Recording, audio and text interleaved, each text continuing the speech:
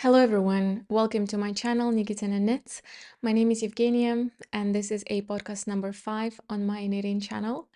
It's a video where I speak about my finished work, what I've knitted recently, what I'm working on right now, my next exciting cast-ons.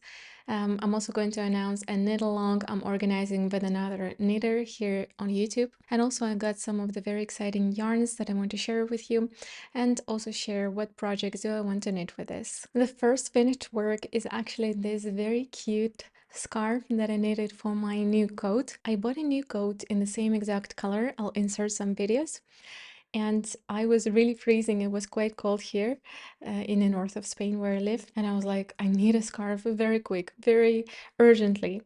And I basically knitted my own version of the Sophie scarf, but really, really long. Look at this. It's quite long. Oh my gosh, it's actually really long. I've worn this quite a few times already and it did stretch. My intention was to make it thin so I can wrap it one time around my neck and the ankles of the scarf will be crossing each other here on the chest. So it's not going to create a lot of volume around my neck, but it will keep me warm. I didn't want any lace, cables or structure for the scarf. I just wanted super minimalistic scarf that is not going to, roll up the edges inwards or outwards. So I went with the original, idea to knit a Sophie scarf, but I didn't want to purchase the pattern and I did it myself. So the edge stitches, I'm doing it differently, I guess, because I already saw many times how people knit themselves Sophie scarf. Mine are a bit different, but they still look exactly the same. The way you knit both Sophie scarf and the way I knit mine is that you start here in the angle of the scarf and you start increasing all the way up to desired width. Then you knit completely straight without any increasing or decreasing until desired length. And then when you're happy, you can start decreasing to then create this beautiful angle and you end up, in the same way as you started. So it was quite relaxing, headache free. I knitted this in 3 days for myself and I was enjoying it already. It kept me super warm and it fulfilled its duty just perfectly. And the yarn that I used is a mix of baby yak and baby cashmere. So basically it's an Italian yarn and cone. The name is Nuage Yak by SILVEDD. And usually I buy this yarn from Ukrainian yarn shops. I then send it to my mom's apartment. They wait for me there. And whenever she comes here in Spain to see me, or if I go to Ukraine, she just gives me the yarn. So the contents of the yarn is 52% baby yak, 38% cashmere and 10% polyamide. The color is called Naturale. And if you would like to knit something similar but with available yarn online, you could use Link Cashmere Dreams held double or triple. You could use Cardiff Brushlight. It will give you the same effect, quite blown, beautiful item. Another option with yak I would recommend is definitely Link Yak, which is a 70% extra fine merino and 30% yak. It's going to be gorgeous. This is the yarn I want to try. I once tried this in a yarn shop and I was so in love. And the last option I would recommend, 100% baby yak, is from Tibetan Fibers. You can buy lace weight from them and hold them triple, so you will get very similar fabric to this one. I have 2 more finished objects, and this is this hat, the brioche hat that I did myself. It's a self-drafted hat, also with cashmere and with merino. But I spoke about this hat in my Everything I Need in 2024 video, so I don't want to repeat myself and say exactly the same what I said in that video. So if you want to know all of the details about this hat, the yarns and so on, go to my video Everything I Need in 2024. I'll leave it in the description box and enjoy. The same I will say about my next finished object that I don't even have in my hands because I already gifted it. There were beautiful socks that I designed for my cousin and I already gifted. I also spoke about these socks in my Everything I Need in 2024 video. And I want to create a video tutorial on these socks because I designed them myself. I spent quite a lot of time designing them. It is very nice because they're knit on 58 stitches. So it's kind of a sport weight yarn socks. So again, if you want to see them, check them out in Everything I Need in 2024. Well, that was all with my finished objects. Now I'm going to speak about my works in progress. The first one is Calista Sweater by Morecaknit. This is the sweater from my winter knitting plans that already has a huge progress as for me. So the originally Calista Sweater has this very beautiful gradient, but I had a different idea because I wanted a very squishy 100% cashmere tweed sweater for me. And I have this yarn, Loro Piana Coarsehair. It has this very beautiful micro speckles in it. This yarn is, you know, taking my heart. And also this yarn has a spinning oil. So as you see it in the cone and in the knitted sweater before blocking, it looks quite dry and you would never say it's a cashmere, and quite gapey actually. But when you block it, all of the spinning oil is going to go away and the yarn is going to open up its fluff and fill up all of these gates. I have a swatch. I'll show you the picture. There's two swatches. One is not blocked, another one is blocked. And oh my gosh, this is crazy difference. I'm just going mad when I touch the swatch. And when I just imagine the whole sweater being that soft and that beautifully buttery, fluffy, and soft, I'm just going crazy, you know. So Loro Piana Coarsehair is also Italian yarn and cone, but luckily it's already easier to get. So basically you can go on Etsy or just on the internet and type in Loro Piana Coarsehair and you will see a lot of options for the purchase. Loro Piana Coarsehair is a light fingering weight. It has 550 meters per 100 grams. And you don't need a lot of it because it's a carded yarn that is very fluffy, that opens up quite a lot after blocking, as I already said. So you don't need like a huge ton of quantities for the sweater. And it's cheaper than, you know, regular cashmere that we buy online, like Cardiff Cashmere or any other. The sweater is knit with 3 strands on 5mm needles. This is how I could meet gauge. So I'm exactly on point with gauge in terms of rows and the stitch per 10 centimeters. So you start at the neck high up, then you knit the neck itself.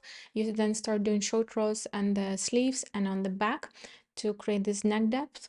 And then you keep on knitting a normal raglan as we do top down usually. We split for sleeves, we knit the body down, and then we pick the stitches here on the sleeves and keep on knitting the sleeves down. But as you can see, one of the modifications I did not knit the neck together with the body. I studied this sweater many times. It was pissing me off so much. I was really angry already and I thought to not knit the sweater anymore because I started the neck. There is a provisional tubular cast on. If you don't know what it is the cast on where you have to spend a little bit of time doing that with the additional thread. And it does take time, and to make it great and not flaring out, you need to use very tiny needles. The designer doesn't say that you need to use smaller needles, but I tried to do a tubular cast on with this yarn on the same needles as to knit the color, and it looks horrible. It looks too big and it flares out right after you try it first time when you pass it through your head. Then I took smaller needles, like way smaller. It looked beautiful and gorgeous before I tried it, you know, passing through my head. When I passed it through my head, it looked really bad again. And I was like, okay, that's it. I think it's because the yarn is not so elastic. First, because it has spinning oil, and second, it's just not elastic by itself. So maybe with the original yarn that she's recommending for the pattern, it works perfectly, or with any other, you know, more flexible yarn. But with this yarn, it did not work out. And honestly, I feel way more safe to do the colors separately, because a few times in the past I knitted the whole sweater and then the color could stretch out, or then I wanted a double color and I was really regretting why I did not, you know, do it separately. So I just cast it on the amount of stitches exactly the same as needed to start the body, and then I'll just pick up stitches and do a double folded color. I've done this already a few times and it's completely fine for me. And then I thought, well, I don't really know if I want exactly very high neck, because even though it's cashmere and it's super beautiful, exactly here in the neck area it was a little bit itchy. Something I want to point out about this project is how beautiful the neck depth looks. So usually the turns for the short rows in most patterns are happening here in the front. So you knit, you then turn here, turn here, turn here, and then do the same on the other side. But in the raglan, there's a big problem usually that happens, that I spoke before a lot, that the sleeves are twisting inwards, you know, just like that. You see, if I would just twist my sleeve like that, a lot of raglans behave like that, which bothers me a lot. So when I choose the design for raglan, I always check the sleeves if they're twisting inwards or not. So this one was not twisting inwards. And in the last few years, I was trying to get the secret of how to knit the raglan so that the sleeves are not twisting inwards. And I think, I'm not sure, but I think the secret is to add turns the shoulders on the shoulders.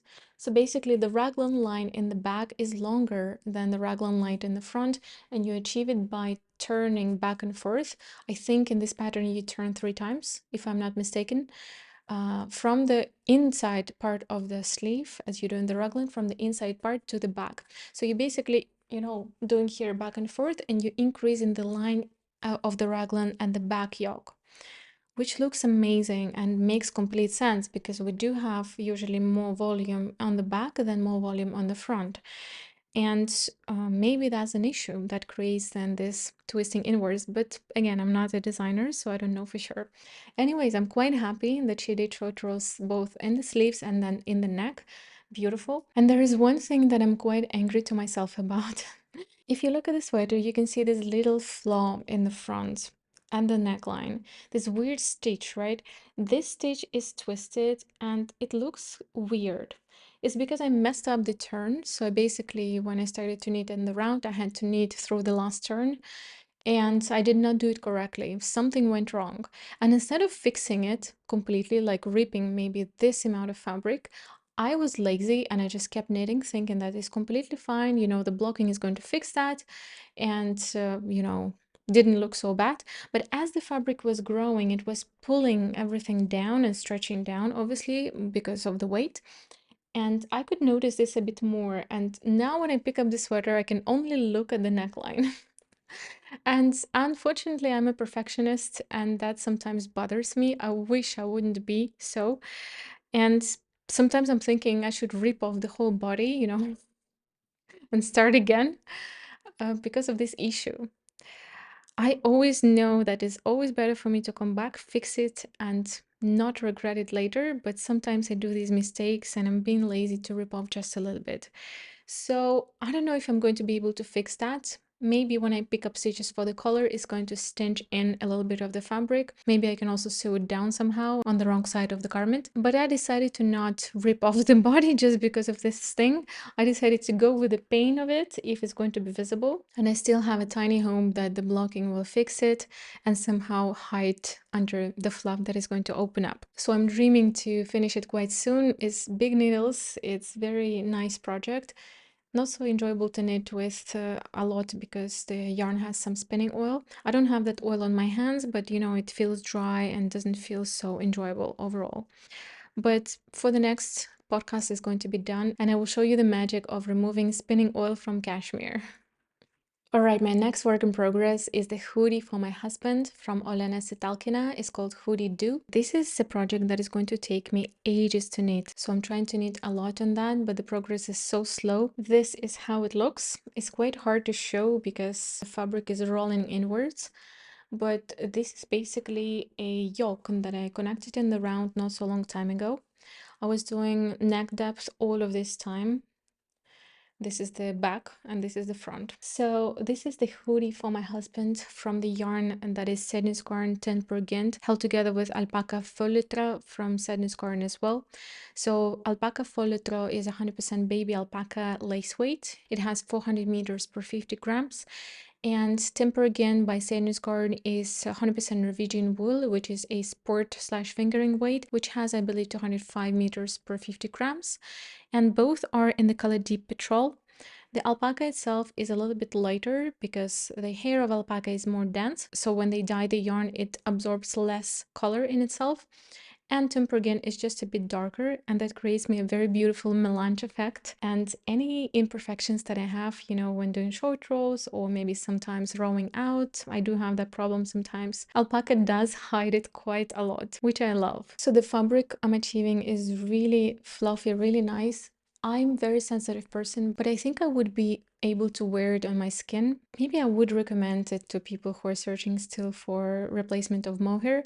By the way, I have the whole video on mohair substitutes. If you can't tolerate mohair or you're just bored of constantly using mohair and you're searching for any alternatives, go watch my video if you haven't yet, 15 mohair alternatives. I'll leave the link in the description box. So let's speak about the pattern. The pattern is Hoodie Doo by Olena Sitalkina, and I will keep speaking about how much I love her smartness, her design skills.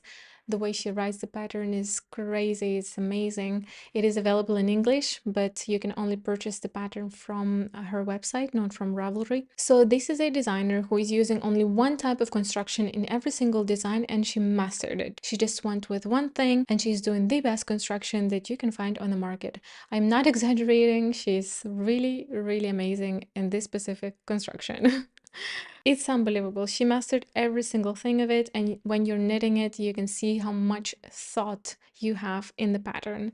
It's not so intuitive. You have to count your rows, you have to see where you are. Sometimes you have increase in the beginning of the row, then you don't have it in the end. You do increases, decreases, you do yarn over, increases, normal increases, like all types of techniques I used. And this pattern does take your attention, but there's nothing crazy. It's very, very clearly written. It's both written and charted. It has all of the explanations, all of the clarities. Everything is incredibly beautifully formatted. And what's the most impressive that I saw from pattern writing itself, that she created a file, separate file for each size. So I'm knitting size 1. I open the pattern and she's saying, hey, here's the size 1, download it for yourself. You go to the file and you have the pattern with your numbers. You don't have to see numbers and always searching them in braces, like we always do. Another thing I love that she explains you what are we going to do next. So there's like stages of the pattern. Let's say now we're going to start scaling the shoulders and we keep creating the neck depth, something like that. And then she is exactly saying to you row by row and charted how to do that. So she's informing you what are we actually doing, and everything is extremely clear. So the design is knitted top down, is a hoodie. So you start knitting obviously without the hood. You cast on at the back and you start knitting back and forth, already forming the shoulders and the back. So this is the construction where you're knitting all together, shoulders, back, and the front together. And while you're knitting the shoulders, you're adding stitches all the time, both in the front and in the back. But this is not regular contiguous shoulder. It is very interesting because the shoulders are not going straight like we used to. These lines, they're not going straight, they're going to the width. So they're growing to the width, and that's why we don't have the fabric stinching in, and it sits just perfectly. And it makes sense anatomically as our bodies are built. So right after you're done with the shoulders, when they grow up to this point, you start then adding stitches to the inwards of the sleeves, and you're growing your sleeves while knitting all of the body in the round as we're used to. But again, it's not the same as, let's say, petite knit. Every second row we do increase here, here, and here, and like repeat this for 20 times. No, it's a bit more random, but it's still very easy. So now I'm relaxing my mind because it's quite easy. I'm just adding stitches here and there and keep on knitting in the round down. So as soon as you pay attention to the chart or written instructions, whatever suits you, you have to be fine. So right after you reach to the underarms, you split for sleeves and you knit the body down to the ribbing or to the folded finishing as she has in her pattern. I think I will do the ribbing, but I don't know yet. Then you pick up stitches here at the sleeve that were on hold. You knit them down to desired length, and then you knit the pockets separately. My husband doesn't want the pockets, so thanks for that. And then you need the hood separately as well. It's going to be really lightweight because it's a very tiny gauge. I think it's 23 stitches per 32 rows or something like that. And I'm knitting this on 3mm needles, so it takes a lot of time. I think I have around 300 stitches or 250, something like that, just to knit one row. I never need something huge like that on such tiny needles, but I think I love him too much and he does deserve it. So I'm doing it with love. I'm not pissed or anything. I really enjoy the process. The yarn is very nice and squishy and soft to my hands. One more thing I want to say about Tynn per Gynt, and I want to ask you if you ever saw that, if you use Tynn per Gynt. This yarn has different thickness. Sometimes it's thinner and sometimes it's thicker. And it's so, significant that my gauge is changing. I'm not happy about that. I thought that Sandnes Garden Tempergent is very, very consistent, like knitting for Olive, for example, is very consistent. And this one is not, maybe my yarn is defective or lot is defective. Please let me know if you face that issue because it's not nice. I really love the yarn and I would use this a lot in different projects, but if that's an issue with all of them, when it's just pure stockinette, maybe I wouldn't use it with the stockinette. Maybe in cables is fine. Anyways, I'm just being picky, obviously, but it's not pleasant to observe, you know, when you knit that the thread is constantly changing its thickness. Well, that was it from my works in progress. Usually I knit 1 or 2 items at a time. There's one project that is frozen, that is Braidy loop sweater by Other Loops. If you want to see what happened to this, it's in the podcast number 3.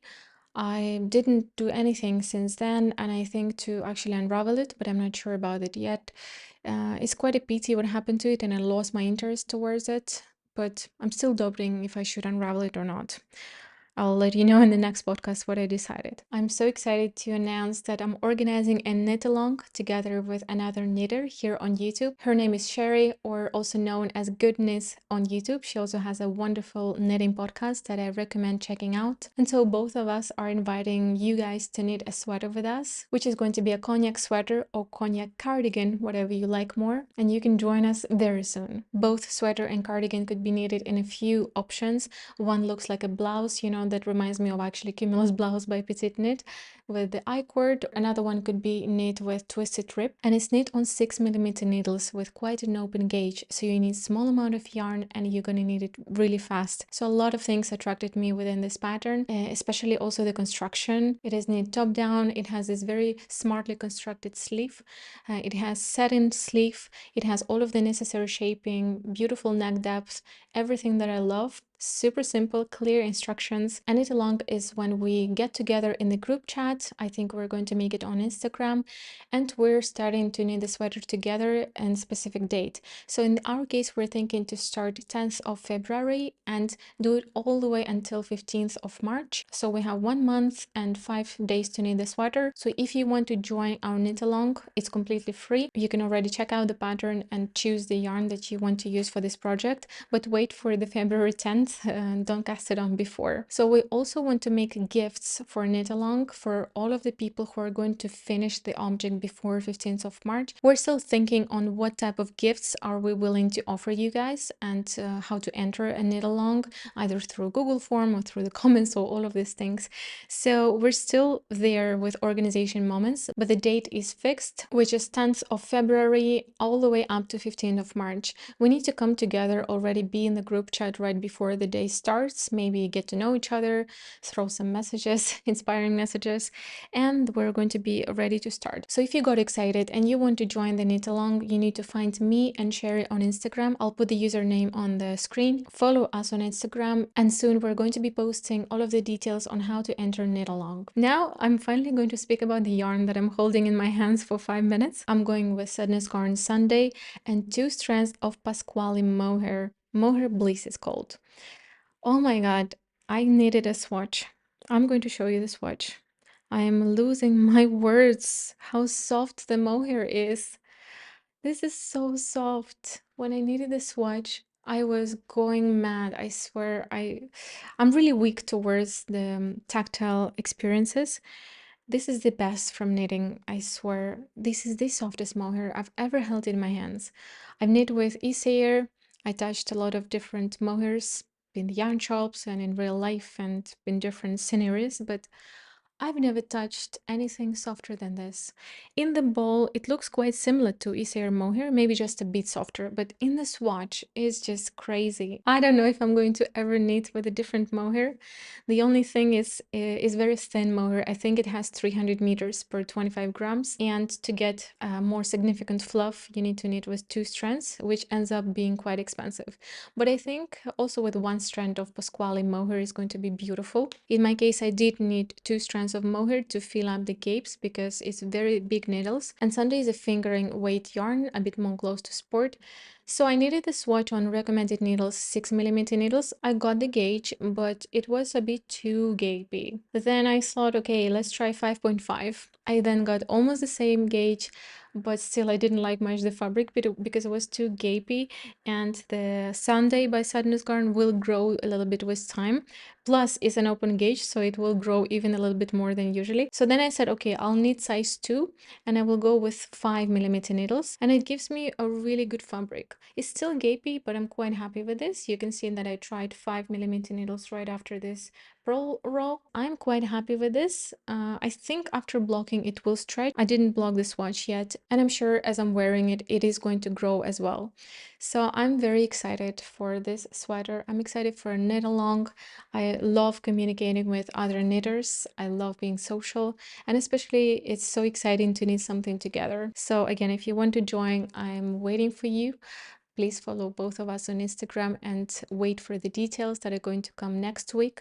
And soon we're going to start knitting this beautiful project. And the last thing I want to share with you is two yarns that I bought recently. The first one is quite beautiful. It's Cardiff Cashmere Small, which is 100% cashmere, really, really beautiful, luxurious yarn in the color 687, and this is small, so I would say is fingering weight or light fingering. This was not planned, but right after I bought the coat I realized I would love to knit myself a very minimalistic shawl that I could maybe throw on my shoulders and that the angles are going to fall down here. Not huge, but big enough to feel warmth in my shoulders, and also it should be not so huge, so when it's really cold I can also wrap around my neck and hide the angles in the middle of the coat. I was very doubting if to buy a Cardiff Cashmere Classic or Cardiff Small, because Cardiff Cashmere Classic would be too thin and Cardiff Large would be too expensive and too thick.